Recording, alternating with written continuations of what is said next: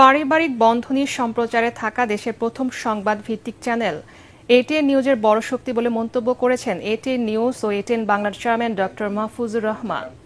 সকালে এটিএন নিউজের প্রতিষ্ঠা বার্ষিকীর আয়োজনে তিনি এই মন্তব্য করেন। কেক কেটে প্রতিষ্ঠা বার্ষিকী উদযাপনের উদ্বোধন করে ডক্টর মাহফুজুর রহমান বলেন, ১৬ পেরিয়ে ১৭ বছরের পথ চলায় বস্তুনিষ্ঠ সংবাদ পরিবেশনের চেষ্টা যেমন ছিল, তেমনি ছিল সাধারণ মানুষের চ্যানেল হয়ে ওঠার আন্তরিক প্রয়াস। আগামীর পথ চলাতেও দর্শকদের ভালোবাসা নিয়ে এগিয়ে যাবে বলেও প্রত্যাশা তার। অনুষ্ঠানে এটিএন বাংলা সহ বিভিন্ন প্রতিষ্ঠানের পক্ষ থেকে ফুল দিয়ে শুভেচ্ছা জানাতে আসেন অতিথিরা। আন্তরিক শুভেচ্ছা বার্তা জানান এটিএন নিউজের পরিচালক, সাংবাদিক, কলাকুশলী সহ সকল গণমাধ্যম কর্মীদের। এ সময় আবারও দেশের স্যাটেলাইট চ্যানেলগুলোর টিকে থাকার স্বার্থে পে চ্যানেল প্রতিষ্ঠায় উদ্যোগী হতে সরকারের কাছে দাবি জানান এটিএন নিউজ ও এটিএন বাংলার চেয়ারম্যান ডক্টর মাহফুজুর রহমান।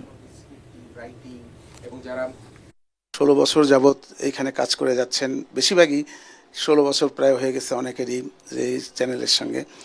তো আমি সবাইকে বলবো যে চ্যানেলটাকে নিজের মনে করে এগিয়ে যান। আমি আশা করব যে যারা কেবল অপারেটর আছে তাদেরকেও বলবো যে আপনারা সরকারকে সহযোগিতা করে এই চ্যানেলটাকে পে চ্যানেলের উন্নতি করতে পারলে আমার মনে হয় খুব ভালো হবে, আর আমরা খুব স্বচ্ছন্দে চলতে পারবো। যদি এই পে চ্যানেল থেকে যদি আমরা ২-৩ কোটি টাকা পাই, তাহলে কিন্তু এই বেতন দেওয়া বা অন্যান্য যে সমস্যাগুলি আছে এটা আর থাকবে না।